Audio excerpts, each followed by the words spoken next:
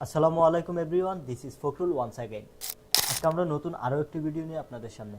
আজকের ভিডিওটি হচ্ছে আমরা কিভাবে খুব সহজে ইলিপস টুল দিয়ে কিছু ফ্লাওয়ার্স বিভিন্ন শেপ মেক করতে পারি। সো আমরা ভিডিওটা বেশি লেন্থ করব না, চলে যাই কাজে। তো আমরা শুরুতে এখান থেকে চলে যাব হচ্ছে রেক্ট্যাঙ্গুলার টুল থেকে, এটা সিলেকশন থাকে, এটার ভিতরে গেলে আমরা পাবো হচ্ছে ইলিপস টুল। আমরা ইলিপস টুল থেকে একটা সার্কেল নিয়ে আনি, শিফট ক্লিক করে। তো শিফট ক্লিক করে আমরা একটা সার্কেল নিয়ে নিব, এটাকে আমরা অল ক্লিক করে আমরা সামনের দিকে একটু ড্র্যাগ করে দিব। দেওয়ার পর এটাকে সিলেক্ট করব। তো দেওয়ার পরে এখন এটাকে মাঝখানের এটাকে আমরা কাটবো। কাটার জন্য অনেক ওয়েই ব্যবহার করা যায়। সেক্ষেত্রে আমরা এখান থেকে করতে পারি হচ্ছে শেপ বিল্ডার টুল, অথবা আমরা এখান থেকে পাথফাইন্ডার থেকে করতে পারি। তো আজকে আর পাথফাইন্ডার দেখালাম না, আমরা শেপ বিল্ডার টুল থেকে জাস্ট এটাকে ড্র্যাগ করে দিলাম। এখন কি হলো দেখেন, বাকি দুইটা সাইডকে আমরা জাস্ট ডিলিট করে দিলে ডিলিট। তা আমি এটাকে নিলাম।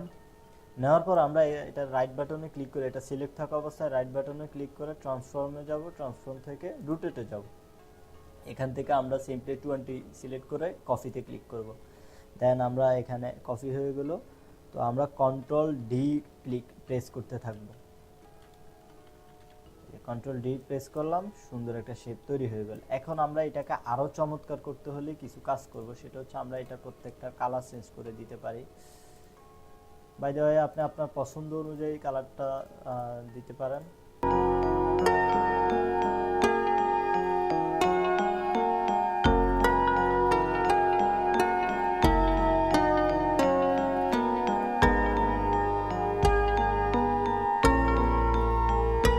ওকে, তো আমরা মোটামুটি কালার হয়ে গেল। আমরা এটাকে সিলেক্ট করব, সিলেক্ট করার পর আমরা এখানে সিম্পলি অপাসিটিটাকে একটু কমিয়ে দেব। লাইক এটাকে আমরা কত রাখতে পারি, 14 রাখতে পারি। এখন আমরা এটা সিলেক্ট থাকা অবস্থায় আমরা এখান থেকে শেপ বিল্ডার টুলে আবারও যাব। যাওয়ার পরে এই যে মাঝখানের এই সার্কেলটাকে আমরা শেপ করে দিব। দেওয়ার পরে এটা রিমুভ হয়ে গেল। দেখতে পাচ্ছেন কি সুন্দর করে রিমুভ হয়ে গেল। তো এই ছিল মোটামুটি একটা শেপের ডিজাইন, খুব চমৎকার হয়েছে। আপনারা এটাকে চাইলে আপনারা ভিন্নভাবেও করতে পারেন। তো এটা চাইলে একটার অপারসিটি আরও কমিয়ে দিতে পারেন।